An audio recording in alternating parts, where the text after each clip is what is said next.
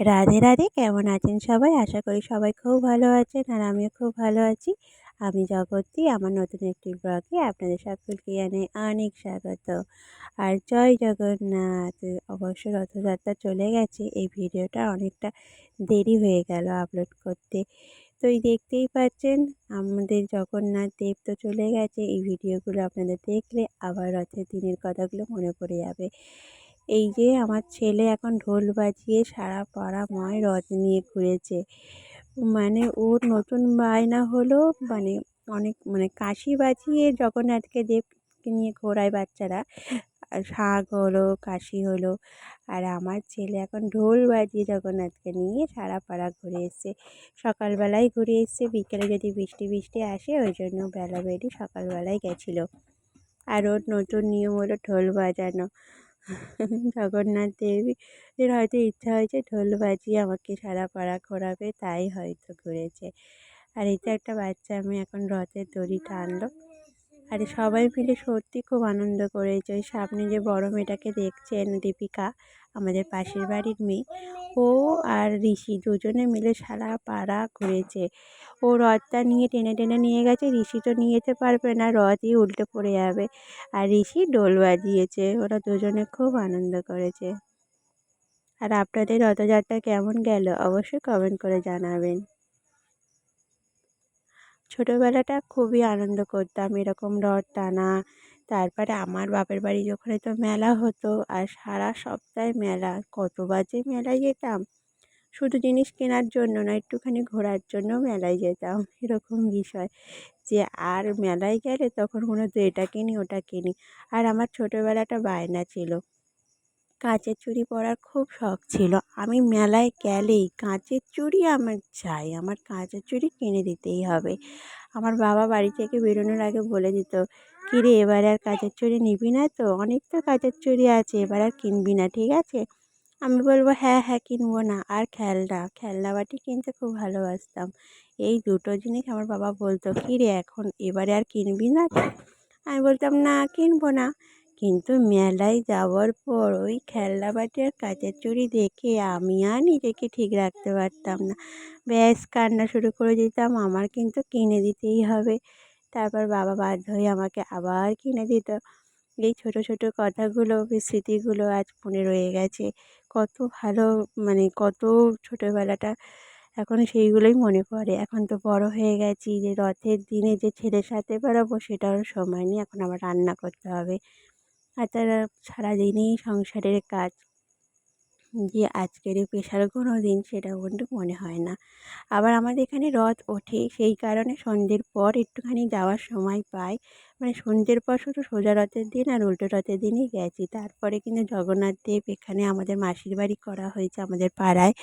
তো উনি এখানে আসেন, সারা সপ্তাহ থাকেন, 8 দিন থাকেন, কিন্তু একদিনও সে ওনার পুজোর সময় একটুখানি যাব, সকালে একবার ভোগ হয়, দুপুরে হয়, সন্ধ্যা হয়, 3 বার হয়, কিন্তু একবারও যেতে পারি না। আর এই সংসারের কাজে একটু বসি, তখন আর যাওয়ার ইচ্ছা থাকে না। আর ছোটো বাচ্চা যেহেতু, যদি একা থাকতাম পুট করে চলে যেতাম। ছোটো বাচ্চা নিয়ে ওর তো খাওয়ানো থাকে, পড়ানো থাকে, অনেক কাজ থাকে। তো আসে আর যাওয়া হয় না। ওই সোজা রথের দিন যাই, রথের ধরি ধরবো বলে, রথ টানবো বলে, আর উল্টো রথের দিন যাই। যাই হোক, আমাদের এখানে জগন্নাথ দেব আসেন বলে কিন্তু ভালোই আনন্দ হয়। আমরা কিন্তু প্রচুর পরিমাণে আনন্দ করি। আপনারাও কেমন আনন্দ করেন অবশ্যই জানাবেন। আর তো সেই সব ভিডিও আপনাদের সাথে শেয়ার করেছি, যে সবাই কত ডান্স করতে করতে জগন্নাথ দেবের সাথে, রথের সাথে তার মাসি বাড়িতে দিয়ে আসে। সেই সব ভিডিও আপনাদের সাথে শেয়ার করব। আর এই তো এখন আজকে নিরামিষই খাওয়া হবে, ওই জন্য ডাল দেখতেই পেলেন, ডালটা ভেজে নিই, আগে না একবার ধুয়ে নিই। যদি না ধুয়ে নিই ওই কেমন সাদা সাদা ভাসে, দেখেছেন? ওই জন্য একটা পাউডার থাকে সাদা, ওই জন্য ডালটা ধুয়ে নিয়ে তারপর সিদ্ধ করি। আর এখন পটলটা ছাড়িয়ে নিয়েছি, হালকা করে একটু ছাড়াবো, কেন পটলটা ভাজা হবে।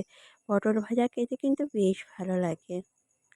পটল ভাজা আর চিংড়ি মাছ দিয়ে পটলের তরকারি, এই দুটো কিন্তু বেশ ভালো লাগে।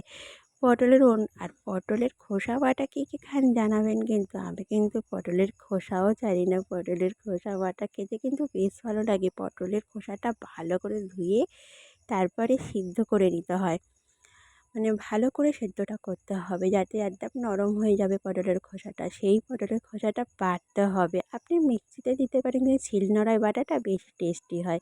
শিলনোড়ায় বেটে নিয়ে তার সাথে যদি ২ কোয়া রসুন, একটু কালো জিরে দিয়ে বেটে নিয়ে শুকনো লঙ্কা সব কিছু একসাথে যদি পটলের খোসার সাথে বেটে তারপরে তেলে ফোড়ন, মানে তেলের ওপর কালো জিরে ফোড়ন দিয়ে সেই তেলে যদি পটলটা ভালো করে নেড়ে চেড়ে গরম ভাতে যদি খান না, আপনার অন্য কোনো তরকারি আর লাগবে না। যদি একটুখানিও হয় পটল বাটা, সেটা দিয়ে আপনার পুরো ভাতটা খাওয়া হয়ে যাবে। আমি কিন্তু ছোটো থেকেই পটল বাটা, মানে পটলের খোসা বাটা খেতে খুব ভালোবাসি। আবার ছোটোবেলায় আমার দিদুন ছিল, মানে আমার মায়ের মা। দিদা আমাকে খুব ভালোবাসতো। আমি এত খেতে ভালোবাসতাম বলে যদি রান্নার শেষে যদি ২টো ২:৩০ও বেজে যেত, যদি মানে পটলের খোসা সেদিন থাকতো, হয়তো পটল রান্না হয়েছে, সেই খোসাটা আমাকে বেটে দেবে, তারপরে ভাত খাবে এরকম। মানে আমাকে এতটাই পরিমাণে ভালোবাসতো। আর আমি এসব মানে কচু বাটা, এসব পটলের খোসা বাটা, এসব বাটাবুটি খেতে না একটু বেশি ভালোবাসি। আপনারাও ভালোবাসেন নিশ্চয়ই, অবশ্যই জানাবেন কিন্তু। আপনারা কমেন্ট না করলে আমি কী করে বুঝবো আমার ভিডিওটা আপনাদের ভালো লাগছে? অবশ্যই কমেন্ট করবেন। আর এখানে ডালটা এখন সাদা দিয়ে নেবো। ডালটা সিদ্ধ হয়ে গেছে, এবার ফোড়ন দিয়েছি, সাদা দিয়ে নেবো, তারপরে পটলটা ভাজা বসাবো।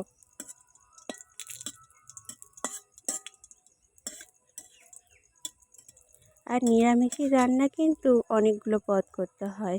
আর একটা চচ্চড়িও হবে। নিরামিষের রান্নার দিন কিন্তু আমাদের অনেকগুলো পদ করতে হয়। মানে নিরামিষ রান্না বলুন তো আপনি কী খাবেন? কিন্তু যেদিন আমিষ হয় সেদিন কিন্তু আপনার একটা তরকারি, ২টো তরকারি হলে কিন্তু হয়ে যায়। আর এই তো দেখতেই পাচ্ছেন আমার ছোট্ট ঋষি এখন ভক্তি ভরে জয় জগন্নাথ, জগন্নাথ দেবকে প্রণাম করছে। আর এই ভিডিওটা আমার কাছে সারা জীবন এই স্মৃতি হয়ে থাকবে। ও যখন বড় হবে দেখবো ও কত ভক্তি শ্রদ্ধা দিয়ে ভগবানকে প্রণাম করেছে। আর আমি যেহেতু একটুখানি ভগবানের, মানে ভগবান মানে ভক্তটা বেশি। মানে আমার গোবিন্দ, আমার বাড়িতে রাধা গোবিন্দ আছে, ওনাদেরকে আমি ভীষণ ভালোবাসি। ভগবানের প্রতি ভক্তিটা আমার বেশি, ভগবানকে খুব ভালো লাগে। আর আমার সন্তানও চাই সে গোবিন্দের ভক্ত হোক, জগন্নাথের ভক্ত হোক। আর এই যে আমাদের এখানে বললাম না মাসির বাড়ি করা হয়েছে, এই যে এই প্যান্ডেলটা কত সুন্দর, মানে জগন্নাথ যেখানে থাকবে সেই জায়গাটা কত সুন্দর করে সাজিয়েছে দেখেছেন? আর খুব সুন্দর লাগছে, জগন্নাথ, বলভদ্র, সুভদ্রা দেবী মা সবাইকে খুব ভালো লাগছে। আর এই তো এক এক করে এখন গঙ্গার জল ছিটিয়ে ওনার সেবা দেওয়া হবে, সেই জন্য ভোগ নিয়ে আসছে। আর পেছনে কিন্তু রথটা কিন্তু খুব সুন্দর সাজাচ্ছে। আমাকে দেখে কেমন লাগছে, মানে গলায় কোনো ছাই নেই। আর দড়িটা তো বাঁশের মতোই, যখন দেখতে পাবেন বড় বড় রথগুলো না, মোটামুটি ২৫-টা রয়েছে, কিন্তু বাঁশের মতো লাগছে। আর এইদিকে আমার ননদরাও নিয়ে এসছে, ওনারা দই বাজাচ্ছে, আর এইদিকে খাওয়া দাওয়া হচ্ছে, পুজো করা হলো, আরতি করা হচ্ছে এবার, দেখতেই পাচ্ছেন। আর মানে এই যে ঢাক ঢোল বাজছে তারই তালে তালে আমাদের ঠাকুরমশাই কিন্তু নৃত্য করে করে জগন্নাথকে আরতি করতেন, দেখেছেন? ঠাকুরমশাইটা কিন্তু মানে উনিও ভীষণ মানে খোলামেলা, ভীষণ ভালো মানুষ বলতে পারেন। আর এই যে দেখতে পাচ্ছেন খুব এনজয় করেছি কিন্তু আমরা সবাই। আর এই ঢাকের আওয়াজে মনে হচ্ছে যেন দুর্গা পুজোও হচ্ছে। মানে বলে তো রথ এলে তারপরে মা দুর্গা আসে, এটা কিন্তু বাস্তব কথা। এই যে ঢাক বাজা শুরু হলো, এবার মা দুর্গার আসার অপেক্ষা। আর এই যে দেখতেই পাচ্ছেন আমাদের জগন্নাথ দেবের রথ, কেমন লাগছে অবশ্যই কিন্তু কমেন্ট করে জানাবেন। এই রথটা কিন্তু কি সুন্দর সাজিয়েছে না? আমার তো খুব ভালো লাগছে। আর এখন লাইটটা অফ করে দিয়েছে, যখন জগন্নাথদেব ওনার ছিল, মানে রথের মধ্যে ছিলেন, তখন কিন্তু ওই যে লাইটটা জ্বালিয়ে দিয়েছিল, আরও দেখতে ভালো লাগতো। মানে রঙিন ফুল আর উম যে ল্যাম্পগুলো, ছোটো ছোটো ল্যাম্পগুলো হয় ওইগুলো সাজানো, তো হেভি দেখতে লাগছিল। আর এই তো এখন জগন্নাথ দেবের আরতি, ভোগ দেওয়া সব কিছুই হয়ে গেছে, এখন সবাইকে প্রসাদ দেবে। আর জগন্নাথ দেব যে ৫৬ ভোগ রান্না হয় প্রতিদিন, কিন্তু আমাদের এখানে একটা ব্রাহ্মণের বউই রান্না করেন। যেহেতু ব্রাহ্মণ ছাড়া কিন্তু জগন্নাথ দেবের ভোগ রান্না করা হয় না। আর ভগবানের সেই প্রসাদ এখন রথটা এক সাইড করে রেখে দিচ্ছে। রথ রাখার জায়গা জগন্নাথ দেবের এই পিছনেই করা হয়েছে। আর এই যে মানে এই প্যান্ডেলটা যেটা আছে তার পেছনে রথের জন্য জায়গা রেখেছে, সেখানে রথটা রাখা হচ্ছে। এই যে জগন্নাথ দেব, আপনারা জয় জগন্নাথ, জয় বলরাজভদ্র, জয় সুভদ্রা দেবী মা প্রণামিও। আর একবার ওনাদেরকে দেখে সেই মানে রথের দিনের কথা মনে পড়ে যাচ্ছে যে কি মিষ্টি লাগছে না দেখতে। আর আমার জগন্নাথদেব যে ৫৬ ভোগ খান, কিন্তু সেই ৫৬ ভোগ কিন্তু আমরা যে প্রসাদ হিসেবে খাই আমাদেরও কিন্তু খুব ভালো লাগে। অনেকেই আছে এই রথের দিন ৫৬ ভোগ খাওয়ার জন্য কিন্তু অপেক্ষা করে থাকে। তার মধ্যে আমিও একজন। বেশ কিন্তু ভালো লাগে। ভগবান একাই কিন্তু শুধু ৫৬ ভোগ খান না, আমরা কিন্তু ভক্তরাও খাই। আর এই যে দেখতে পাচ্ছেন আমার ছোট্ট ঋষি এখানে ঘুরঘুর করছে। ও কিন্তু উল্টো রথের দিনে একটা বায়না করেছিল যে ও জগন্নাথ দেবকে চকলেট দেবে। ওর কাকাই সকালবেলা মানে অনেকগুলো চকলেট এনেছিল। সেই চকলেটগুলোর মধ্যে দিয়ে বলে ২টো চকলেট আমি জগন্নাথকে দেবো, আর দিয়েওছে। আর এই যে এখানে আমাদের ভোগ দেওয়া হয় মানে পাড়া প্রতিবেশী সবাইকে রথের দিন খাওয়ানো হয়। আর সেই ভোগ খাওয়ার জন্যই আমরা দাঁড়িয়ে আছি। আর দেখতেই পাচ্ছেন কী ভিড় হয়েছে।